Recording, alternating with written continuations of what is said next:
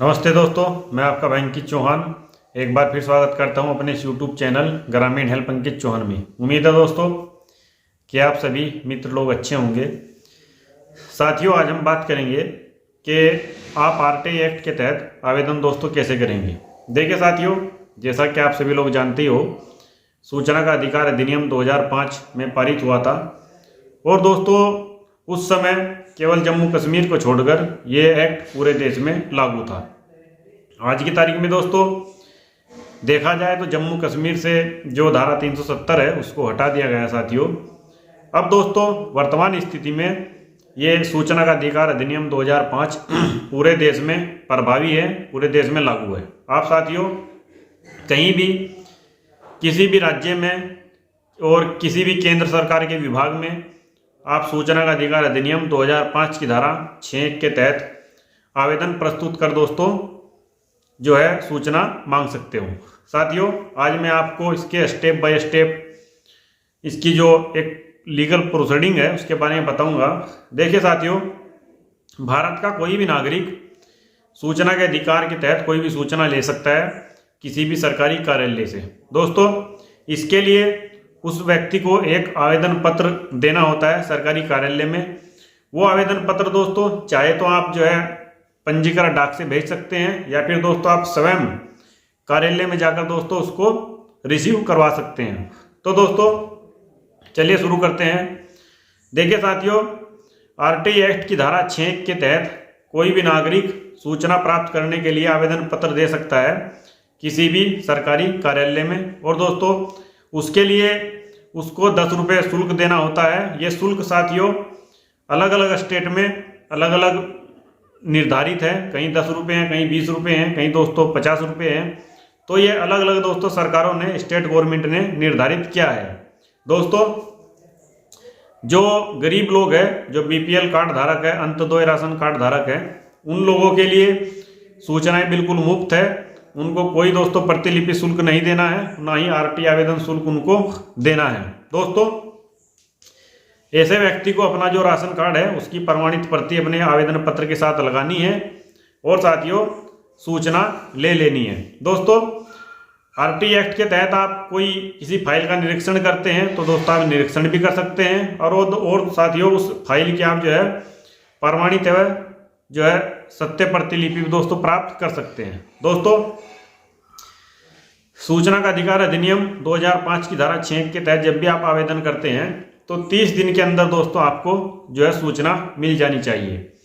यदि साथियों आपको 30 दिवस के अंदर सूचना नहीं दी जाती तो आप ये मानिए कि ये आरटीआई एक्ट की धारा 7(1) का उल्लंघन है।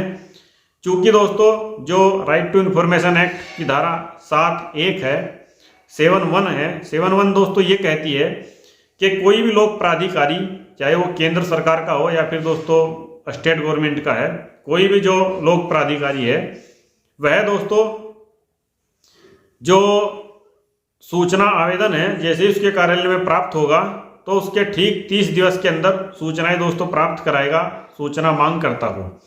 यदि दोस्तों वह ऐसा नहीं करता है तो वह कानून का उल्लंघन करता है और आरटीआई एक्ट की धारा 7(1) का उल्लंघन करता है।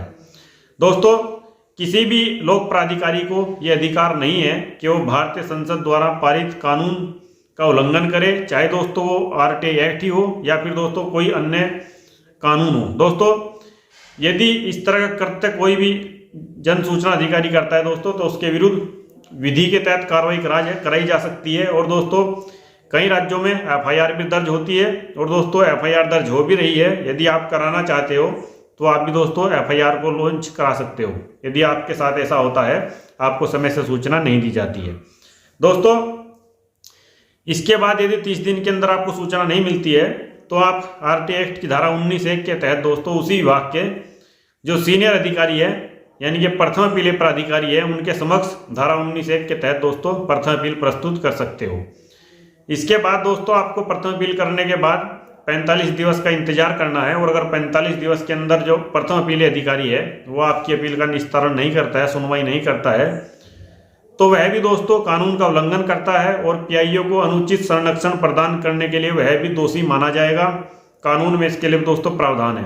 दोस्तों ऐसा अपीली अधिकारी भी आईपीसी और सीआरपीसी के तहत दंडनीय अपराध करेगा और ये दंडनीय अपराध ही दोस्तों माना जाएगा यदि वह अपने पास आई हुई अपील का समय से निस्तारण नहीं करता और जो आवेदन करता है उसको सूचनाएं नहीं दिलवाता, तो दोस्तों वो भी विधि के द्वारा बनाए गए कानून का उल्लंघन करता है। और दोस्तों कानून का उल्लंघन करने का जो अधिकार है वो किसी के पास नहीं है, चाहे फिर जन सूचना अधिकारी है या फिर कोई राजनेता है या फिर कोई अभिनेता है, चाहे कोई भी दोस्तों क्यों ना हो। कानून से ऊपर दोस्तों कोई नहीं है। दोस्तों इसके बाद यदि आपको 45 दिवस के अंदर कोई भी निश्चय प्राप्त नहीं होता है, आपकी सूचना नहीं मिलती है या फिर आपका जो अपील अधिकारी है सुनवाई नहीं करते हैं, तो उसके ठीक जैसे ही 45 दिवस खत्म हुए तो ठीक दोस्तों 3 महीने के अंदर यानी कि 90 दिवस के अंदर अंदर आप जो है सेकंड अपील फाइल कर सकते हो जो है स्टेट इंफॉर्मेशन कमीशन के अंदर। और दोस्तों सेकंड अपील कैसे फाइल की जाती है इसके लिए मेरे काफ़ी वीडियो है, आप लोग मेरे यूट्यूब चैनल पर जाकर दोस्तों देख सकते हो। इसके बाद दोस्तों आयोग इस मामले को देखता है और दोस्तों सभी पक्षों को सुना जाता है, यानी कि वादी को भी और प्रतिवादी को भी, और दोस्तों उसके बाद ही कोई निर्णय पास किया जाता है।